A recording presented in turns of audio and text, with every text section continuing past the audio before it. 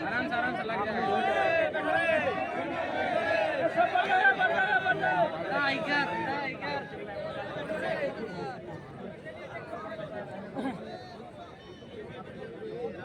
तो आज के इस श्रद्धांजलि कार्यक्रम में, श्रद्धांजलि सभा के इस कार्यक्रम में उपस्थित हमारे मंच में मंचासीन वरीय उपाध्यक्ष महोदय, प्रधान माफ कीजिएगा महासचिव, उपाध्यक्षगण, सचिवगण, महामंत्रीगण, महिला मोर्चा की केंद्रीय अध्यक्ष, उनके साथ महिला मोर्चे के तमाम उपाध्यक्षगण, सचिवगण, युवा मोर्चा के तमाम पदाधिकारी और हमारे कोल्हान प्रमंडल के महामंत्री, महासचिव और साथ ही साथ प्रत्येक जिला में चयनित हमारे गठन किए गए तमाम पदाधिकारीगण और साथ ही साथ लोकतंत्र के चौथे स्तंभ मीडिया बंधु, press media, print media, digital media, electronics media, सभी को जोहार, झारखंडी जोहार, नमस्कार, आदाब। और साथ ही साथ देख पा रहे हैं जैसा कि स्थानीय थाना प्रभारी भी आए हैं अपने दल बल के साथ, उनका भी बहुत बहुत धन्यवाद करते हैं, आभार करते हैं।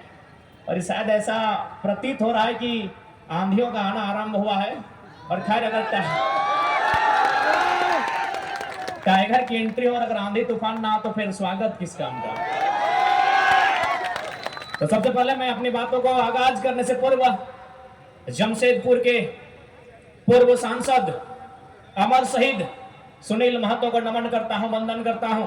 और आज लोकतंत्र के चौथे स्तंभ के माध्यम से मैं वर्तमान राज्य सरकार से आह्वान करूंगा कि केंद्र सरकार से शहीद सुनील महतो की हत्या के लिए एनआईए का गठन हो, एनआईए की टीम उनकी जांच करे, उनकी मृत्यु के कारणों का खुलासा करे और तमाम अपराधियों को कटघरे के भीतर लाके खड़ा करे। ये मैं राज्य सरकार से मांग करता हूं।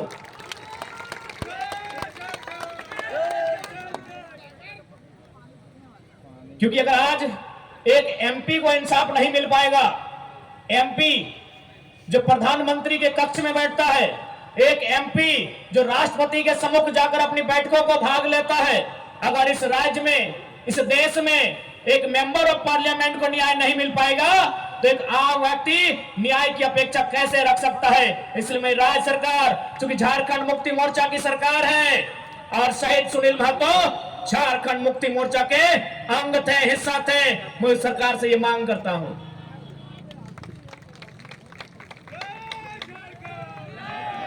तो आज ये मेरे लिए भी गर्व का विषय है और शायद ये झारखंड के इतिहास का पहला विषय होगा कि हम प्रत्याशी हैं कोयलांचल का और नारा अगर जमशेदपुर में लग रहा है तो ये भी गर्व का विषय है। खैर जी हाँ, लोकसभा प्रत्याशी हमने गिरिडीह के लिए सोचा है, अब जमशेदपुर की धरती में नारा लगा रहे हैं तो कोशिश कीजिए नारा कम लगाए, नहीं तो जमशेदपुर में भी मन बना सकते हैं। खैर अभी जमशेदपुर के लिए इरादा नहीं है क्योंकि मेरा सोच है कि हम पहला वोट खुद को दें और मेरा वोटर आईडी गिरिडीह में है, इसलिए बाकी भविष्य में जहां जहां से लोग डिमांड करेंगे और जहां से हम लड़ सकते हैं वहां मैदानी जंग में शामिल होंगे, क्योंकि हम एक क्षेत्र का लीडर बनने नहीं आए हैं।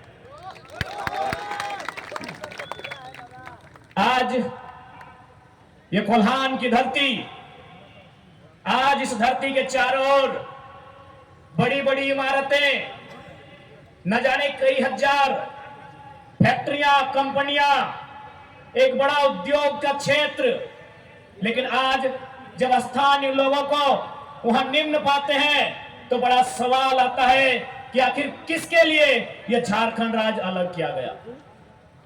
88 सालों का संघर्ष, 88,000 का बलिदान, धरती आबा बिरसा मुंडा की जन्मतिथि 2015 नवंबर को यह राज्य अलग हुआ, बिहार राज्य से कटकर 46% भूभाग लेकर 79,714 वर्ग किलोमीटर और उस समय 18 जिले लेकर यह राज्य अलग हुआ।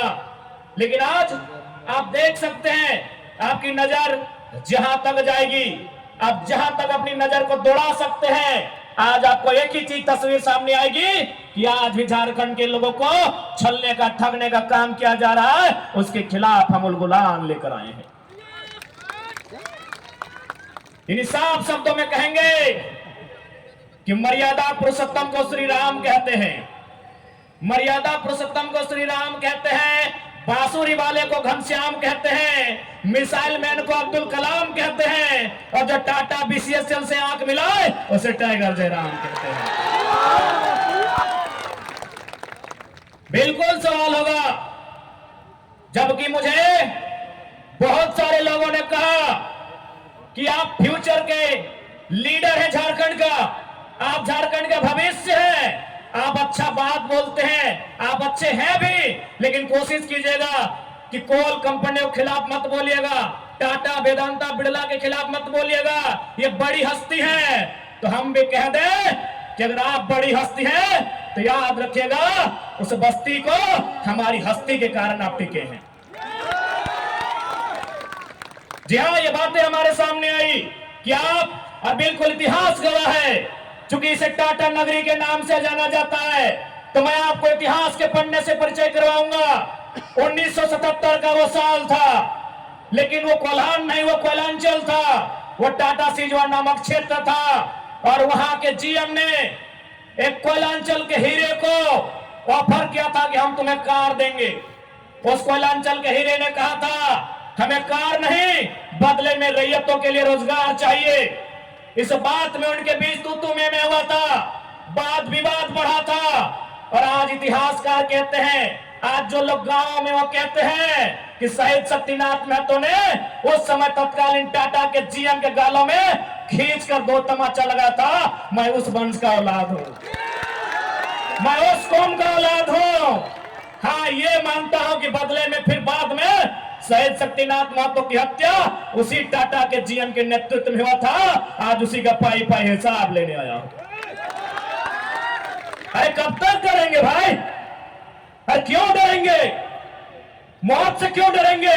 मौत तो हमारे नसीब में है।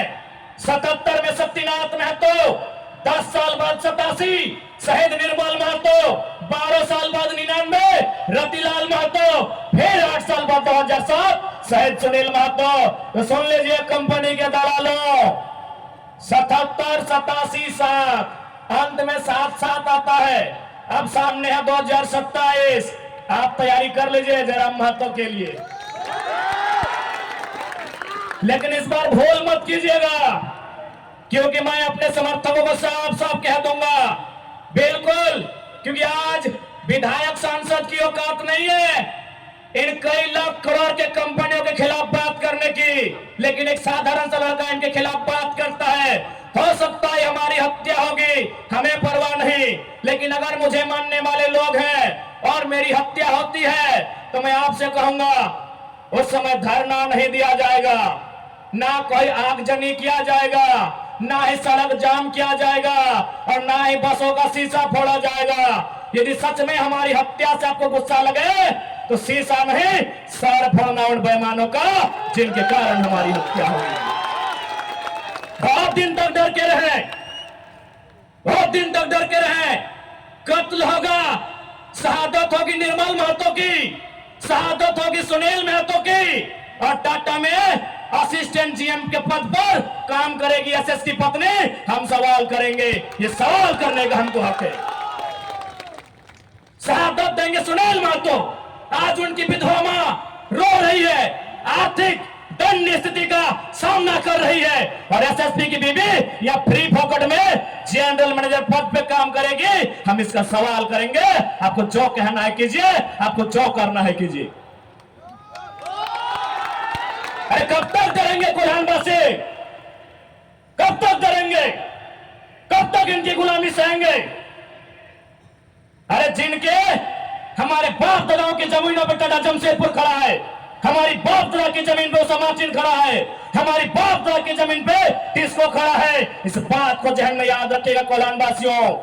आज कोयलांचल से ये टाइगर ये संदेश लेके आया है कि अब हमें डरने की नहीं, अरे मरना पड़े तो मर जाइए, लेकिन आने वाली पीढ़ी के भविष्य के लिए आज हमें इस लड़ाई को लड़ना होगा। मैं लोकतंत्र के चौथे स्तंभ के माध्यम से मैं सवाल करूंगा टाटा मैनेजमेंट से कि ललित दास कौन है? Who is Lalit Das? What is his ability? उसकी योग्यता क्या है? कौन है ललित दास? उसकी योग्यता क्या है? कितना तक पढ़ा है कि आज सीएसआर को संभालेगा? आज IL6 में नौकरी करेगा? सारा जिसका गांव का उजड़ा, एक नहीं 18 गांव टाटा के लिए उजड़ा है, और छत्तीसगढ़ का रघुवर दास जी का बेटा ललित दास यहाँ IL6 में नौकरी करेगा, सीएसआर को संभालेगा। हम सवाल पूछेंगे मैनेजमेंट से, छापिए इसकी हेडलाइन में कि जयराम महतो टाटा प्रबंधन से सवाल करता है, जमशेदपुर की टाटा प्रबंधन से कि ललित दास कौन है, क्या है उसकी योग्यता? बाहर बादशाह मजाक बना के रख दी है, कत्ल होगा हमारा, लहू बहेगा हमारा, हमारी लहू से स्वर्णरेखा की नदी लाल होगी, हमारी लहू से दामोदर की नदी लाल होगी, और ललित दास माला माल होगा। हम सवाल भी करेंगे और बवाल भी करेंगे, इस बात को लिख लीजिए। आइए सामने टाटा के प्रबंधन और हमें उत्तर दीजिए कि ललित दास कौन है, क्या है उसकी योग्यता? पूर्व मुख्यमंत्री का बेटा होना योग्यता है या वर्तमान राज्यपाल का बेटा होना योग्यता है? क्या यह योग्यता कहा जाएगा? भारत एक संवैधानिक राष्ट्र है, क्या बाप के दौड़ने के बदले बेटा दौड़ेगा बनेगा?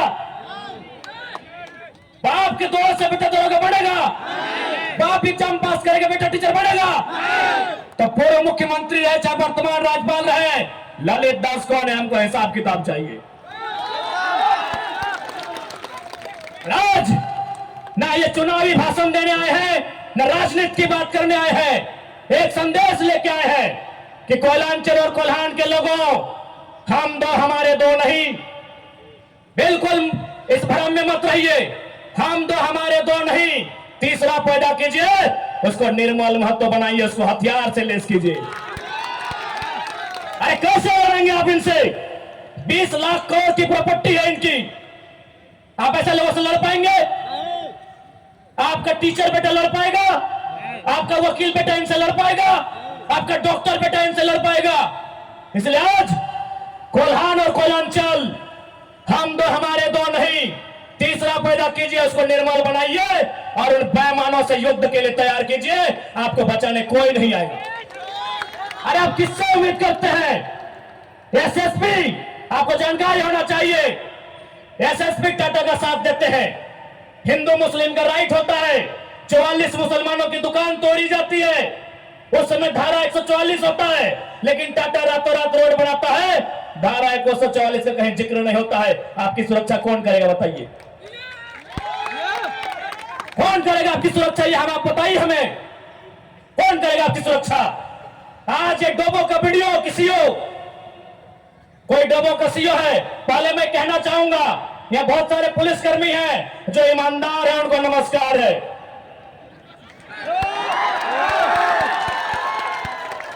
आईएएस रहे चाहे आईपीएस रहे, जो ईमानदार है उनको नमस्कार है।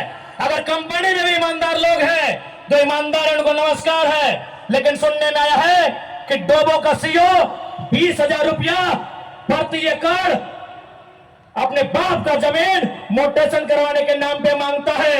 ऐसे सीओ को जो डोबो का सुनने में आया है उसको डोमोनी में लेकर डुबा दीजिए। इस बात को हम चिन्ह ठोक के कहेंगे। उसका बाप का जमीन है क्या? 20,000 नहीं, 20 पैसा नहीं मिलेगा, 20 पैसा नहीं मिलेगा। वीडियो के बाप का जमीन है, सीओ के बाप का जमीन है क्या? लेकिन आपके बाप का दादा का ये जमीन है, ये 4000 साल से हम ये खेती बाड़ी करते हैं, ये हमारा प्रमाण है।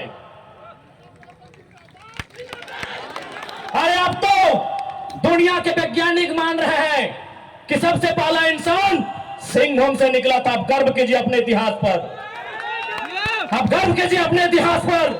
ये हम नहीं कह रहे हैं, ये दुनिया की रिसर्च की टीम कह रही है कि जब दुनिया जल में था और जल से जो मिट्टी का कण पहले बाहर आया था और सिंघम का इलाका था, ये दुनिया के रिसर्च टीम कह रही है।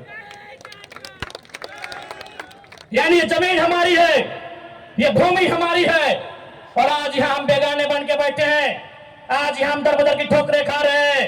आज हमारे यहाँ कत्ल किया जा रहा है और एकदम साल दर साल किया जा रहा है। 77 में, 87 में, 97 में, 7 में एकदम कंटिन्यूली हमारा कत्ल किया जा रहा है। और आज हम हाथ धर के बैठे हैं।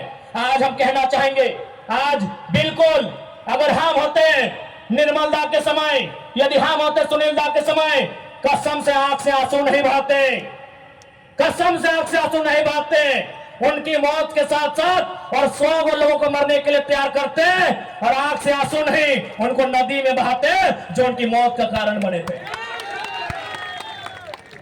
हमने आंख से आंसू बहाया। हमने अनाथों जैसा अनुभव किया कि हमारे लीडर चले गए। अब रोने का समय नहीं है, अब बिलखने का समय नहीं है, इंतकाम का समय है। क्योंकि आने वाला 20 साल बाद आने वाली पीढ़ी ना वो निर्मल दा को पढ़ने का समय जुटा पाएगी, ना वो बिरसा मुंडा को पढ़ने का समय जुटा पाएगी, ना वो शेख भिखारी को पढ़ने का समय जुटा पाएगी। आने वाली पीढ़ी सवाल भी नहीं कर पाएगी। इसलिए आज आपको अपने हर एक घर से, हर एक परिवार से एक एक औलाद को, चाहे बेटा या बेटी रहे, एक एक औलाद को फौलाद बनाना होगा। ये आज मैं कोलान वासियों को कहना चाहूंगा।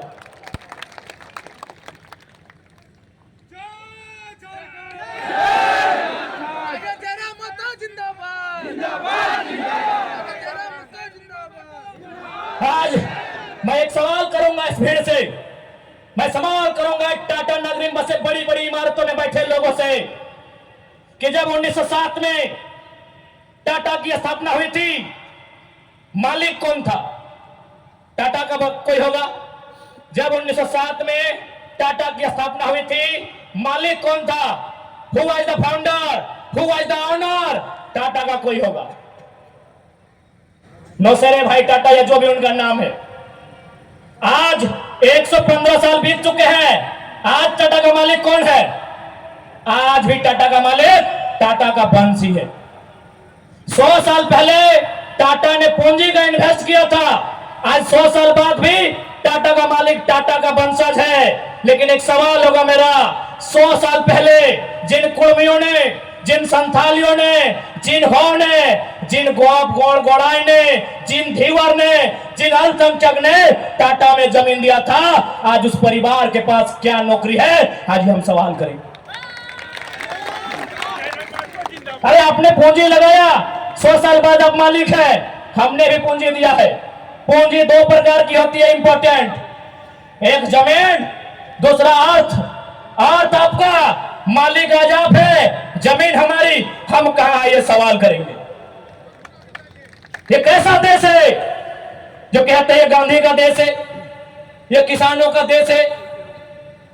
गांधी जी कहते थे कि किसानों की आत्मा बसती है गांव में। तो आज कहां है गांव? आज कहां है किसान? केवल पूंजीवादी का हावी, आज चारों तरफ केवल कैपिटलिज्म के लोगों का दबदबा। ठीक है, हम विकास के विरोधी नहीं है। अरे हमने इंसान भी दिया है और जमींदार भी दिया है। हमने इंसान के रूप में कभी बिरसा भगवान को दिया, कभी भागीरथ मांझी, कभी तिलका मांझी को दिया, तो कभी निर्मल महतो, तो कभी सुनील महतो जैसे शेर को हमने दिया। और जमीन की बात कीजिएगा तो जहां तक टाटा की नजर जाएगी वो जमीनें सारी की सारी हमारी है। क्या नहीं दिया हमने विकास के नाम पे? विकास के नाम पे हमारा कत्ल हुआ, विकास के नाम पे हमारा गांव उजाड़ा गया, विकास के नाम पे हमको लूटा गया। और आज अगर हम सवाल करेंगे तो आप हमें उग्रवादी जैसे शब्दों से नवाजेंगे। तो आज ये बात जान लीजिए, भले आज ये आपका समय है क्योंकि प्रधानमंत्री आपके हैं। सही बात है, किसानों के प्रधानमंत्री नहीं है।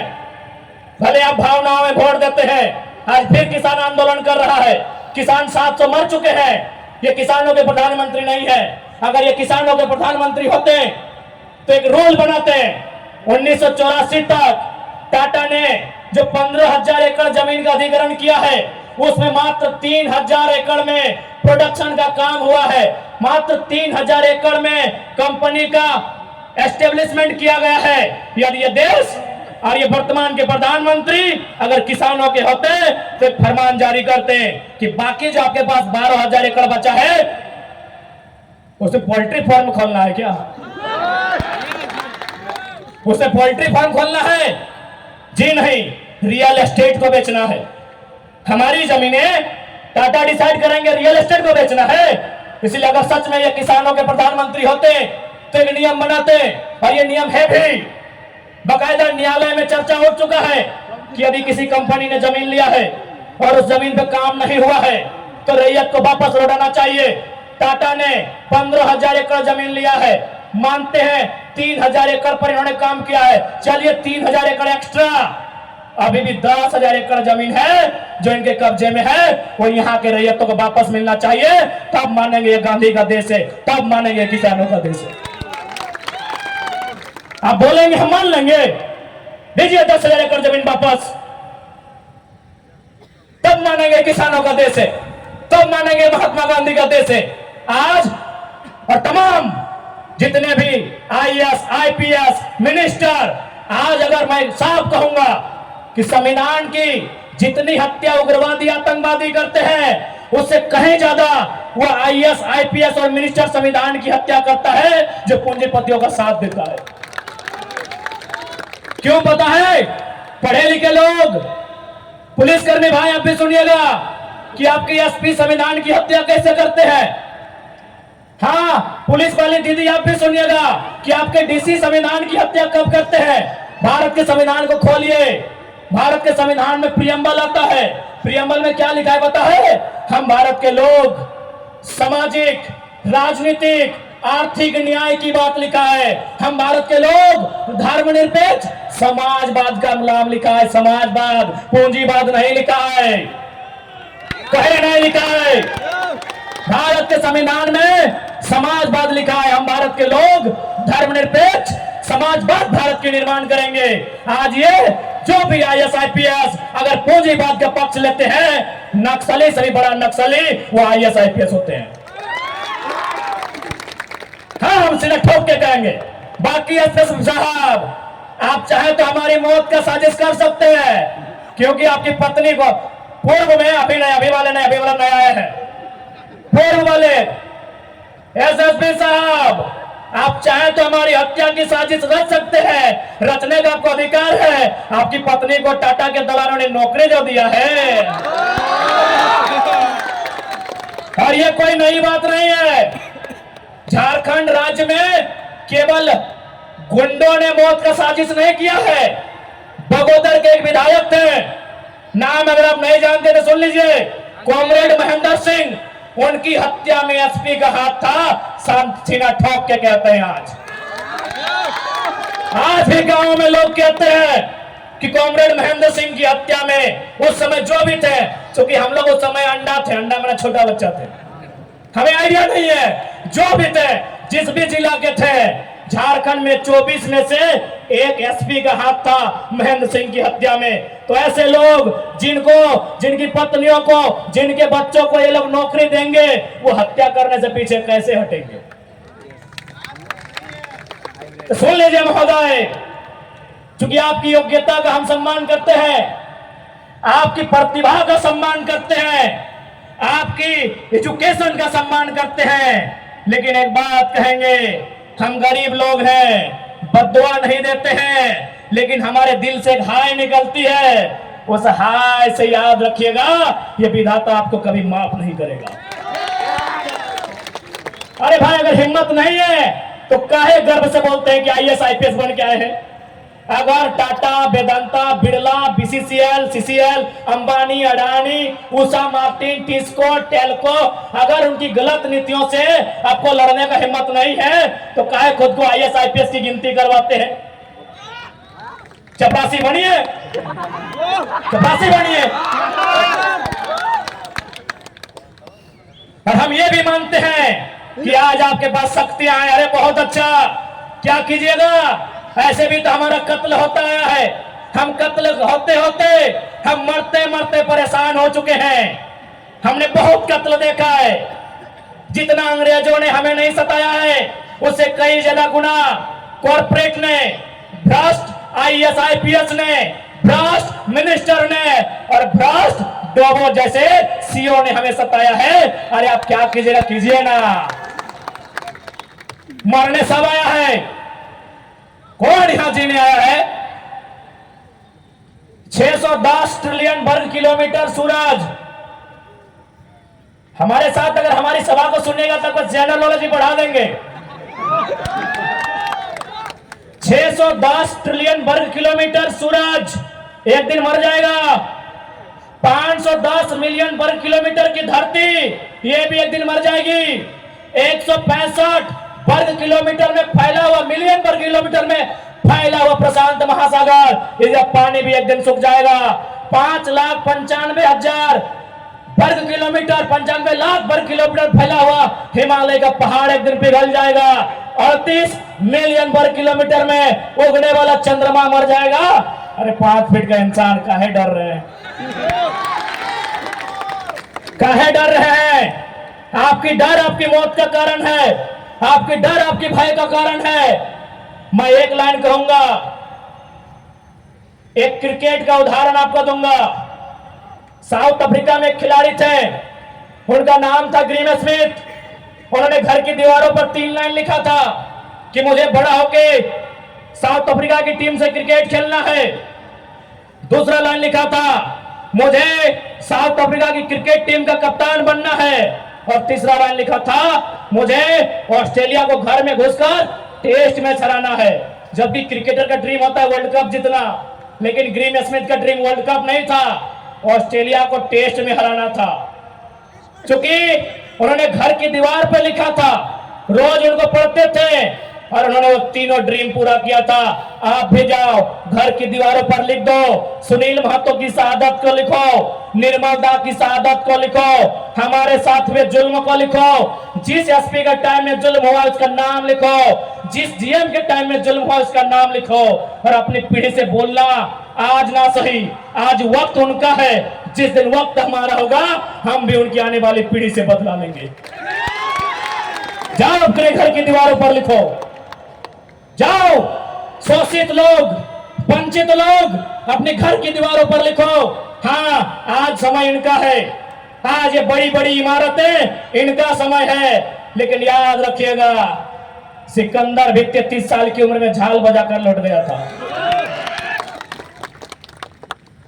बड़े बड़े 30 मार्खास जहां से लौट गए।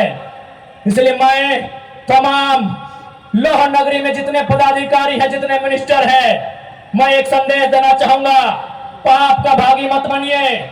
पाप किसी के बाप का नहीं होता है। कंपनियों की दलाली मत कीजिए, रैयत के साथ इंसाफ कीजिए। ये मैं तमाम प्रशासनिक लोगों से निवेदन करना चाहूंगा।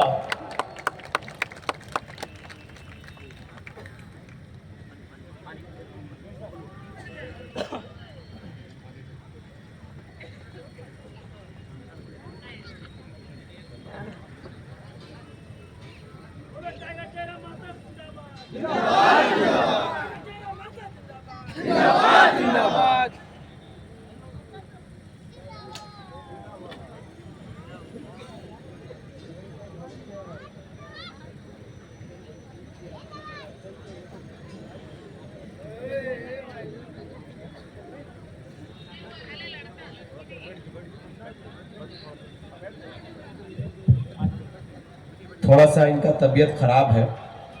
कल ही हम लोग इनको हॉस्पिटल लेकर गए थे। अस्वस्थ होने के बावजूद लगातार हम लोग झारखंड के ज्वलंत विषयों पर लगातार मुखर होकर बोलते हैं। हम लोग अपना फिक्र नहीं करते हैं, हम लोग फिक्र करते हैं कि राज्य का कल्याण कैसे हो, राज्य में इन राक्षसों से हम लोगों को सुरक्षा कैसे दिया जाए। इस विषय पर लगातार हम लोग आंदोलनरत हैं। आप तमाम माता बहनों से, आप तमाम भाई बंधुओं से आशीर्वाद की विनती करते हैं, प्रार्थना करने की विनती करते हैं, दुआ की दरखास्त करते हैं कि हम भाइयों के साथ आप बेहतर दुआ करेंगे, क्योंकि आपकी दुआ मात्र से ही हमें शक्ति मिलती है। हमारी मातृशक्ति भी मंच पर मौजूद है। हम तमाम लोगों का प्रार्थना चाहते हैं, दुआ चाहते हैं। कल हम रहें चाहे नहीं रहें, ये प्रदेश रहना चाहिए, ये उलगुलान रहना चाहिए।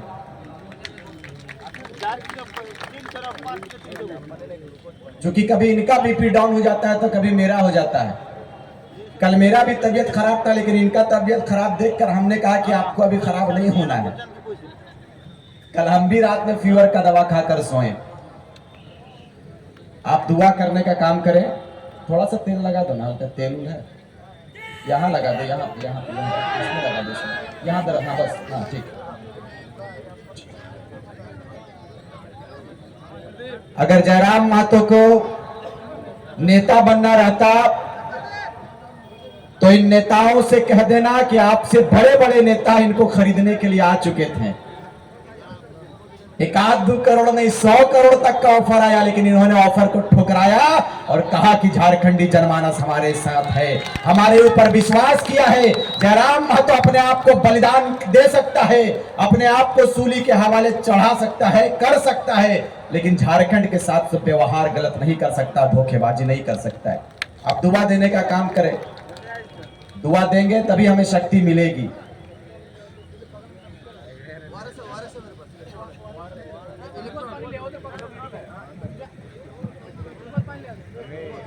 और जाहिर सी बात है कि वक्ता, अरे नेता लोग तो 10 मिनट बोलता है और बैठ जाता है, लेकिन हम लोग 45 मिनट 2 घंटा तक बोलते रहते। जाहिर सी बात है, ब्लड सर्कुलेशन हाई होता है, नसें जो होती वो फटने लगता है, तो जाहिर सी बात है। लेकिन इतना दर्द भरा है कि हम लोग रुकते ही नहीं है। हम चाहेंगे कि मंच पर आए हमारे बड़े दादा टाइगर जयराम महतो जी।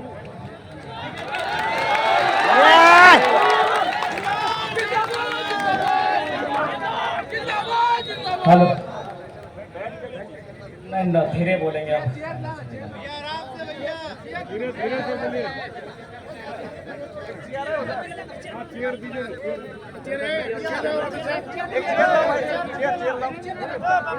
छोड़ दे छोड़ दे छोड़ दे।